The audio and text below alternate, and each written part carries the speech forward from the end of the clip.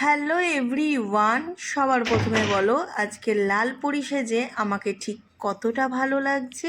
যেহেতু আজকে আমার মন্দুসোনার হ্যাপি বার্থডে ছিল, তাই সুন্দর করে একটা শাড়ি পরে সাজুগুজু করে নিয়েছিলাম।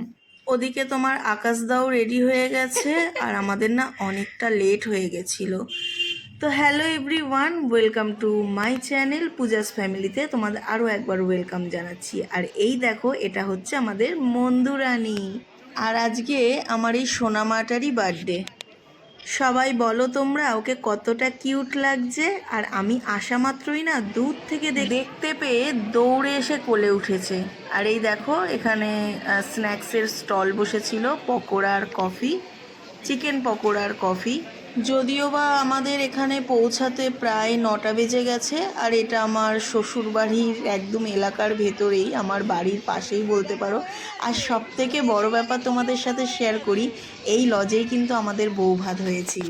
আর বৌভাতের পর এই নিয়ে দ্বিতীয়বার আমার মন্দুরানীর বার্থডের উপলক্ষে আমার এখানে আসা হলো। বেশ ভালো লাগছিল জানো, মানে পুরনো স্মৃতি আমরা আলোচনা করছিলাম, একটা আলাদা রকম একটা ফিলিংস কাজ করছিল। আর এইটা হচ্ছে আমাদের মন্দুরানীর মা, মানে সম্পর্কে আমার বৌদি হয়। আর এই বৌদিটাকে না ভীষণ কিউট দেখতে, জানো তো। তোমরা বলো সত্যি দেখতে কিউট না? আমি বললে তো আমার উপর ভীষণ রেগে যায়, বলে তুমি যে কি বলো না।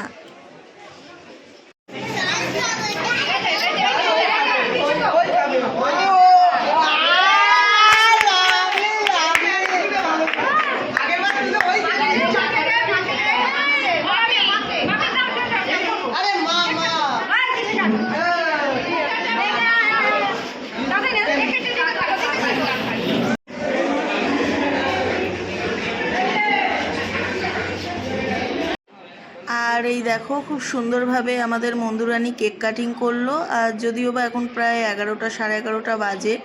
ওই বলেছি বাড়ির পাশে একদম লাস্ট ব্যাচে আমরা খেতে বসবো, একদম পুরো লজ ফাঁকা হয়ে গেছে।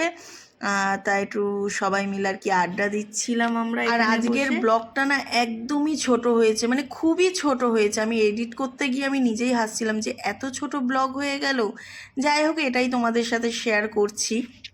আর একটা কথা বলি যে আমার এই খাওয়া দাওয়ার যে মেনুগুলো আমি অলরেডি কিন্তু শর্টসে আপলোড করে দিয়েছি, তোমরা অনেকেই দেখেছো। আর যারা দেখোনি তারা যদি চাও একবার শর্টস ফলো করতে পারো। তো দেখা হচ্ছে নেক্সট ভিডিও।